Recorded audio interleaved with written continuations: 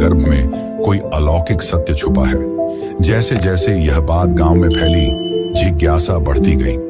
ग्रामीणों ने मिलकर उस स्थान की खुदाई करने का निर्णय लिया और जब मिट्टी की परतें हटती चली गईं, तब वहां से निकला एक दिव्य सिर, एक चमत्कारी मुखाकृति जो देखने में साधारण नहीं बल्कि पूर्ण रूप से तेजस्वी और अलौकिक प्रतीत होती थी। उस सिर के साथ कोई आवाज नहीं थी, कोई शब्द नहीं थे, लेकिन फिर भी मानो उसने सबको पुकारा, एक मौन संवाद की तरह। ग्रामीणों ने उस सिर को एक सम्मानित ब्राह्मण को सौंप दिया। उन्होंने उसे अपने घर ले जाकर श्रद्धा से पूजन करना प्रारंभ किया, बिना यह जाने कि आगे क्या करना है। कई दिन बीते। पूरा गांव प्रतीक्षा में था कि अब इस दिव्यता का मार्गदर्शन कौन करेगा। तभी उस रात्रि को खाटू के तत्कालीन शासक राजा रूप सिंह चौहान को एक दिव्य स्वप्न आया, जिसमें स्वयं श्याम बाबा ने आदेश दिया कि मेरे इस स्वरूप के लिए एक मंदिर का निर्माण करो। अब मैं इस स्थान पर वास करना चाहता हूँ। समय आ गया है। राजा की आंख खुली और उनके अंदर किसी और ही ऊर्जा का संचार हो चुका था। सुबह होते ही उन्होंने अपने शिल्पियों और पुरोहितों को बुलाया और उस स्थान पर एक भव्य मंदिर के निर्माण का आदेश दिया। इतिहासकार मानते हैं कि यह वर्ष 1027 ईस्वी का काल था, जब फाल्गुन शुक्ल एकादशी के पावन दिन, ठीक उसी दिन जब बाद में खाटू श्याम का विशाल मेला लगने लगा, उस दिव्य मस्तक की प्रतिष्ठा विधिवत की गई। इसके साथ ही खाटू नामक यह गांव, जिसने कभी कोई विशेष धार्मिक पहचान नहीं रखी थी, देखते ही देखते आस्था का केंद्र बन गया। मंदिर का प्रारंभिक निर्माण अत्यंत साधारण था, ईंट, चूना और सीमित शिल्पकारी के साथ। लेकिन समय जैसे जैसे बीतता गया, इसकी महिमा फैलती चली गई। लोगों ने चमत्कार अनुभव किए, बीमारियां ठीक हुईं, बंजर को संतान मिली, भटके हुए रास्ता पा गए। और इन चमत्कारों की साक्षी बनती रही वो मूर्ति जो आज भी उसी गर्भगृह में विराजती है। लगभग 7 शताब्दियों के बाद 1720 ईस्वी में जब खाटू क्षेत्र मारवाड़ रियासत के अधीन आया, तब वहां के प्रभावशाली दीवान अभय सिंह को भी खाटू श्याम बाबा ने स्वप्न में आदेश दिया। उन्होंने इस मंदिर का भव्य रूप में जीर्णोद्धार करवाया। संगमरमर की नक्काशी, सोने चांदी से अलंकृत द्वार और विशेष प्रकार के दुर्लभ पत्थरों से गर्भगृह की सज्जा की गई। ये वही मूर्ति है जो आज भी खाटू के मंदिर में स्थापित है और मान्यता है कि यह किसी साधारण पत्थर की नहीं बल्कि कृष्णकालीन श्याम वर्ण चित्त की प्रतीक शिला की है। मंदिर का वास्तु भी अद्भुत है। इसके शिखर पर लहराता ध्वज बाबा के उस संकल्प का प्रतीक है जो उन्होंने महाभारत युद्ध के पूर्व कृष्ण से किया था।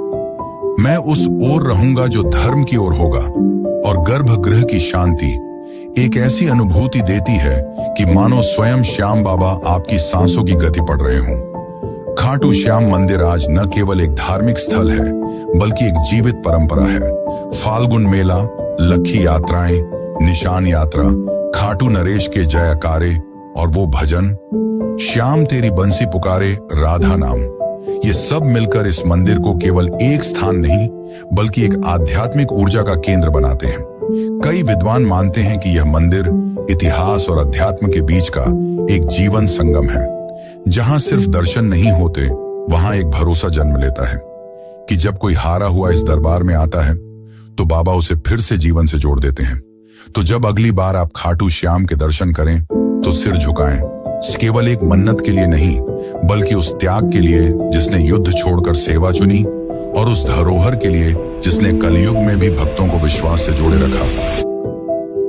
खाटू धाम में जहां एक ओर बाबा श्याम का भव्य मंदिर भक्तों की श्रद्धा का केंद्र बना हुआ है, वहीं इस स्थान का सबसे रहस्यमयी और चमत्कारिक स्थल है श्याम कुंड। ये कोई साधारण जलाशय नहीं बल्कि एक ऐसी पवित्र सरिता है जिसे स्वयं बाबा श्याम के शीश से जुड़ा हुआ माना जाता है। मान्यता है कि जब उस दिव्य मस्तक को धरती की गर्त से निकाला गया था, ठीक उसी स्थान पर यह कुंड प्रकट हुआ और तभी से यह कुंड केवल जल का स्रोत नहीं रहा, यह बना भक्तों की आत्मा को शुद्ध करने वाला एक अलौकिक स्नान तीर्थ। कहते हैं इस कुंड में डुबकी लगाने मात्र से जीवन भर के पाप मिट जाते हैं। श्रद्धालु जब यहाँ आते हैं तो आंखों में आंसू, हाथ जोड़कर सीने में उम्मीद और आत्मा में पश्चाताप लेकर श्याम कुंड की ओर बढ़ते हैं। हर डुबकी, हर प्रार्थना एक कहानी होती है, किसी की टूटी उम्मीद जुड़ने की, किसी की बिगड़ी तकदीर सुधरने की।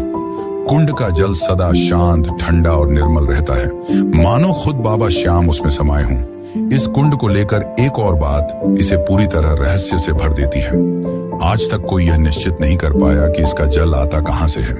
वैज्ञानिक दृष्टिकोण से जब भी इसे परखा गया, इसकी कोई स्पष्ट जलधारा न तो ऊपर से आती दिखी, न नीचे से कोई स्रोत मिला, पर फिर भी कुंड हमेशा लबालब रहता है और इसीलिए लोग कहते हैं कि इसका जल पाताल लोक से आता है।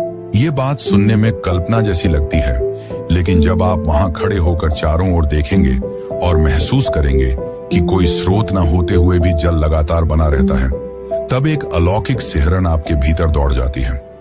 ये कुंड अपने आप में एक मौन चमत्कार है, जो सिर्फ आंखों से नहीं, हृदय से महसूस किया जा सकता है। श्याम कुंड से कुछ ही दूरी पर स्थित है दो और पवित्र स्थल, गौरी शंकर मंदिर और गोपीनाथ मंदिर। इनमें से गौरी शंकर मंदिर के साथ जुड़ी एक कथा दिल को झकझोर कर रख देती है। यह घटना तब की है जब मुगल सम्राट औरंगजेब की सेना ने इस पावन स्थल को निशाना बनाया था। धार्मिक स्थलों को नष्ट करना उसकी नीति थी और खाटू भी उसकी लिस्ट में आ गया था। उसकी सेना जब इस मंदिर को गिराने पहुंची तो सबसे पहले शिवलिंग पर भालों से प्रहार किया गया, परंतु उस क्षण कुछ ऐसा घटित हुआ जिसे देखकर सैनिकों की रूह कांप उठी। जैसे ही भाले शिवलिंग से टकराए, वहां से रक्त की धार फूट पड़ी। यह कोई कल्पना नहीं थी, वहां उपस्थित सैकड़ों लोगों ने स्वयं अपनी आंखों से वह दृश्य देखा। यह मानो शिवजी का प्रत्यक्ष आक्रोश था, जो उन्हें अपनी रक्षा के लिए जगाना पड़ा। सैनिक घबरा गए, उनके हाथ कांपने लगे और वे डर के मारे वहीं से भाग खड़े हुए। और आज भी सैकड़ों साल बीत जाने के बाद भी उस शिवलिंग पर भाले के निशान स्पष्ट रूप से देखे जा सकते हैं। वो घाव जो उस दिन धर्म की रक्षा में स्वयं भगवान ने झेले थे। इस घटना के बाद किसी भी आक्रमणकारी की हिम्मत नहीं हुई कि वह इस धाम की ओर आंख उठाकर भी देखें। राजस्थान की राजधानी जयपुर से लगभग 80 किलोमीटर दूर स्थित यह खाटू धाम आज भले ही भक्तों का तीर्थ है, पर हर ईंट, हर दीवार, हर मोड़ किसी चमत्कार, किसी त्याग और किसी पुकार की कहानी कहती है। यहाँ केवल यात्रा नहीं होती, यहाँ होता है एक आध्यात्मिक विसर्जन, जहाँ लोग अपने भूतकाल, अपने कर्म, अपने दुखों को छोड़कर वापस एक नए जीवन के साथ लौटते हैं। इस धाम तक पहुंचने के लिए अक्सर रिंग्स के मार्ग की सिफारिश की जाती है और यह रास्ता भी प्रतीक बन जाता है उस भावनात्मक यात्रा का। तो चलिए, अब मैं आपको लेकर चलता हूं एक ऐसी यात्रा पर जो सिर्फ पैरों से नहीं बल्कि दिल से पूरी की जाती है। यह यात्रा है खाटू श्याम जी के दरबार की, जो आपको भीतर तक छू जाती है। मान लीजिए कि आप तय कर चुके हैं, इस बार बाबा श्याम के दर्शन जरूर करने हैं। आप सुबह सुबह अपने घर से निकलते हैं, दिल में एक अजीब सी हलचल लिए, जैसे कोई आपको खींच रहा हो। रास्ते भर हारे का सहारा बाबा श्याम हमारा की धुन जैसे हर सांस में गूंज बाबा की ओर बढ़ता चला जा रहा है। अगर आप पैदल यात्रा करना चाहते हैं तो रींग से खाटू श्याम तक की ये लगभग 17 किलोमीटर की यात्रा आपके लिए एक तपस्या जैसी बन जाती है। रास्ते में भक्त भजन गाते हुए चलते हैं, श्याम तेरे भक्त दीवाने जैसे गीत हवा में गूंजते हैं। जगह जगह पर लंगर लगे होते हैं, जहां स्थानीय लोग और स्वयंसेवी संस्थाएं श्रद्धा से भोजन, पानी और विश्राम की व्यवस्था करते हैं। कोई पहले आप अपने पैरों को श्याम कुंड के शीतल जल में धो सकते हैं। मान्यता है कि यहाँ स्नान करने से आत्मा तक शुद्ध हो जाती है। फिर आती है वो घड़ी जिसका इंतजार आपने न जाने कितने दिनों से किया होता है, दर्शन की घड़ी। कतारें लंबी हो सकती हैं, लेकिन बाबा का दरबार ऐसा है कि कोई थकता नहीं। मंदिर परिसर में भजन मंडली लगातार श्याम राग गा रही होती है। जैसे ही आप गर्भगृह में प्रवेश करते हैं और सामने बाबा श्याम की मूर्ति दिखती है, वो नीली श्याम रंग की आंखें, मोर पंख, श्रृंगार से सजे स्वरूप को देखकर ऐसा लगता है जैसे बाबा अभी बोल पड़ेंगे। उस पल में समय जैसे रुक जाता है, सांसें थम जाती हैं और आंखें नम हो जाती हैं। दर्शन के बाद आप वहीं मंदिर परिसर में बैठकर कुछ देर आंखें बंद कर लें तो लगेगा जैसे जीवन में जो उलझनें थीं वो हल हो गई। बाबा की कृपा सिर पर महसूस होने लगती है। मंदिर के पास ही आपको भव्य हवन कुंड मिलेगा, जहां श्रद्धालु अपनी मनोकामनाओं की पूर्ति के लिए आहुति देते हैं। मंदिर के बाहर आपको प्याऊ, प्रसाद वितरण केंद्र और आराम के लिए साधु संतों की छांव में बैठने का भी अवसर मिलेगा। अब जब आप वापसी के लिए कदम बढ़ाते हैं तो मन भारी हो जाता है। लगता है काश थोड़ी देर और रुक सकते, पर बाबा का आशीर्वाद लेकर लौटना ही होता है। साथ में लेकर जाते हैं उस यात्रा की स्मृतियां, वो चांटिंग की गूंज, वो प्रसाद की मिठास, वो कुंड की ठंडक और बाबा के दर्शन की गर्माहट। ये यात्रा कोई सामान्य तीर्थ यात्रा नहीं, ये एक भावनात्मक पुनर्जन्म है। यहाँ आप कुछ छोड़कर नहीं जाते, आप कुछ लेकर नहीं जाते, आप खुद बदल कर लौटते हैं। और जब कोई आपसे पूछता है कि कैसा रहा खाटू श्याम जी का सफर, तो आप मुस्कुराकर कहते हैं, बाबा ने बुलाया था और सब कुछ बदल गया।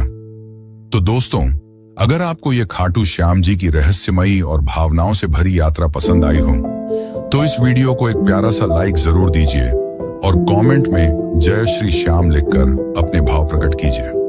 ऐसे ही अद्भुत और दिल छू लेने वाले आध्यात्मिक रहस्यों से जुड़ी कहानियां पाने के लिए सब्सक्राइब जरूर करें और बेल आइकॉन दबा दें, ताकि अगली वीडियो की घंटी सबसे पहले आपके पास बजे।